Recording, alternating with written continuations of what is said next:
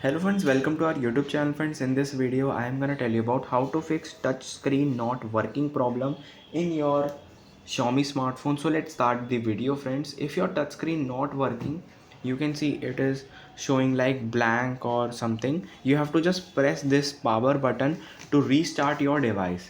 And when you just restart your device, if your phone is working or not working, if it is not working, then you have to drain your battery at 0%, and then you have to charge your smartphone at the full, and then you have to press the power button again to restart your device.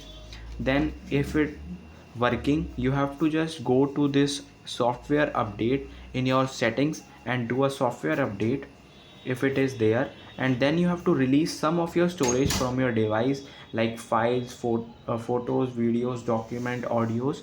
Release some storage to not hang your device, or then your screen is working when you just release some of your storage. Then again you have to restart your device and your phone will be fixed. If not, you have to go to your nearby service center for the proper checkup. I hope you like this video. If you like this video, then subscribe to our YouTube channel for more helpful tips and tricks videos. See you next time.